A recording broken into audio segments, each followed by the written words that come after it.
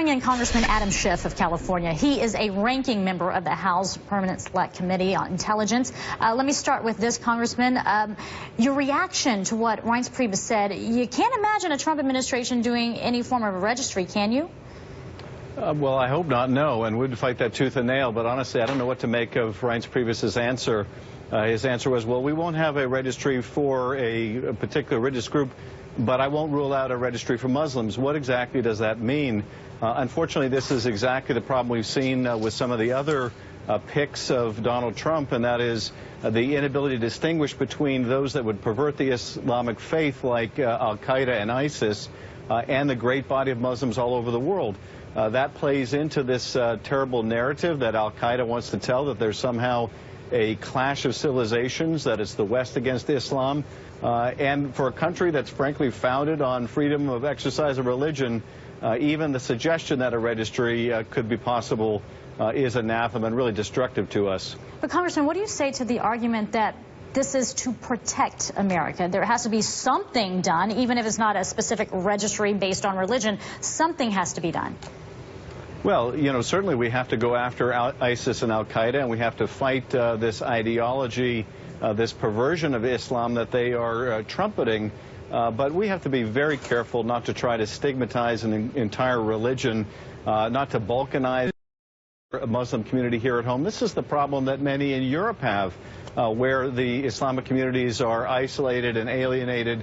One of the strengths we have in the United States is that we have very well assimilated communities that work and partner with law enforcement, and we don't want to lose that, nor do we want to lose our Muslim allies in the fight against ISIS and al-Qaeda. So we need to be very careful here, and to the degree that Donald Trump has called for a ban on Muslims, or Reince Priebus says he won't rule out a Muslim registry, or Michael Flynn talks about all of Islam being some kind of a cancer, these are singularly destructive things for anyone of responsibility to say. I want to move on to your opinion on this Romney meeting. Could we actually see a Secretary of State Romney, and would that be a relief to you or a concern?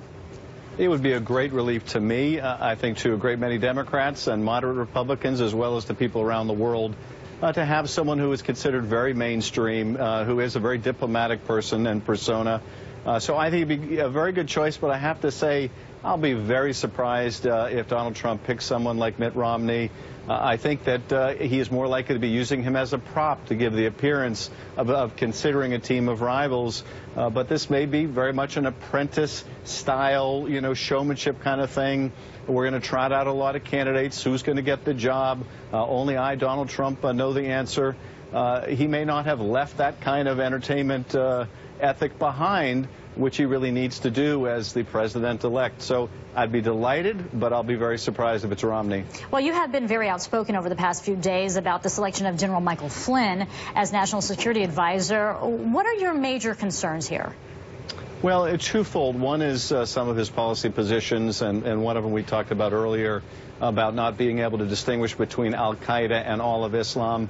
But similarly, he has the same kind of admiration, fascination with Putin and the Kremlin. He thinks somehow Putin is our friend. Putin is not our friend.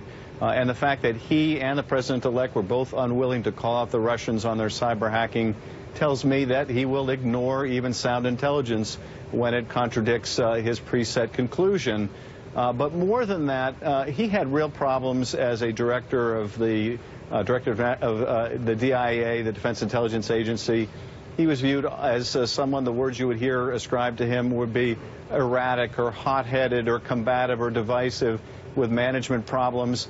That is not the kind of personality you want in the National Security Advisor, someone who needs to bring together all of the major cabinet officials, National Security Council, in often very heated circumstance where there's a world crisis. You want someone level-headed, and that is not General Flynn. Well, let me move on to another pick, because you've worked closely with Trump's pick for CIA Chief Mike Pompeo on the House Benghazi Committee. What should we know about him? Well, he's a very smart guy. I think he has enormous capability, and I think he could very well do a good job at CIA. The challenge for Mike is he's going to have to set aside the partisanship, sometimes the hyper-partisanship, as we saw in Benghazi. I think he has the capability of doing it, and it's going to be enormously important. CIA director is predominantly not a policy-making position. It is a position where you have to provide the most sound intelligence, objective, fact-centric intelligence to the administration and the Congress and keep politics out of it. I'm counting on him to be able to do it, but he certainly has the capability. He is a very, very bright guy. As you look at this so far, what do Trump's staffing picks tell you about his approach to foreign policy? Well, you know, a lot of concerns with some of the choices. I think, having Flynn as the chief national security advisor, having someone like Bannon as the chief domestic policy advisor tells me that Trump is going to still carry water for this alt-right fringe movement. They have to be delighted with choices like that. I'm also concerned about the choice for Attorney General, and particularly whether he will push back against these actions taken by very conservative legislators who are targeting minority voting rights in an effort to essentially disenfranchise African Americans and others. The Justice Department under President Obama has fought that vigorously, and I want an Attorney General who will fight that vigorously. So I do have a lot of concerns about a number of these picks. I hope he will start to move into more mainstream candidates like Mitt Romney, but only time will tell. I want to move back to something that you mentioned about Russia a little bit earlier. You said that there's, quote, no question that Russia meddled, your words, in the election. What does that mean now that we have a president who is, by his own admission, more friendly than most with Vladimir Putin? Well, first of all, it means that he is going to have to set aside his personal interests when the intelligence community says something like Russia is meddling, as they have, as Director Clapper reiterated again this week, and accept the facts and not tell the American people something that plainly isn't so. So that's one thing. He's going to have respect for what the work product is and the professionals that work in the intelligence community.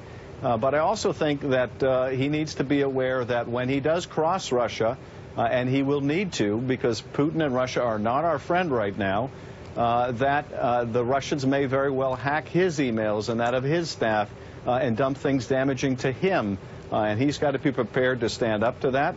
He's got to be prepared to make sure that there are consequences, repercussions for any continued Russian hacking and meddling in our political affairs.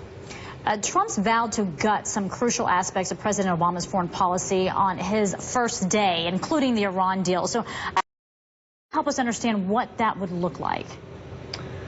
Well, this is an area where it's very easy to make pronouncements as a candidate. As the president, you have a different responsibility, and Iran is a very good illustration of that. If President-elect Trump tears up effectively the agreement, says that he's going to reimpose sanctions, he's not going to abide by it, then what's going to happen is Iran is going to start ginning up its centrifuges again. It's going to start its plutonium program again. And we are not going to get the Russians and the Chinese and many of our European partners to go along with us and to reimpose sanctions. So Iran may get many of the benefits of the release of funds and the relaxation of international sanctions and still be able to pursue its nuclear program. That would be the worst of all worlds. I think that sound minds around Trump will recognize that. We have to hope so.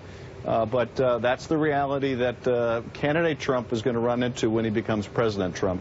I know we've covered a lot of ground here, but I have one final question for you. There could be a fight over Democratic leadership in the House. Do Democrats need new leadership, given the GOP has maintained control of both houses now for the past few cycles, or do you still support Nancy Pelosi? I strongly support Nancy Pelosi. She is a very smart tactician. Nobody works harder and has been more effective than her in standing up to a one-party rule, which is what we're going to confront. You really need your best, and she is our best. I do think that we're going to need new ideas in placing the economy once again front and center, in reaching out to people in the middle of the country and making sure they understand the Democratic Party is the party that is there for them, that is fighting for working class families, those that aspire to join the middle class, that we have a plan and a well thought out agenda that meets the needs and addresses the economic uncertainties that many people throughout the country have. And at the same time brings together and keeps together that broad coalition that President Obama built. But I think to do it, and I don't think we have anyone at all as capable as she is in our caucus. All right, Congressman Adam Schiff, the ranking member of the House.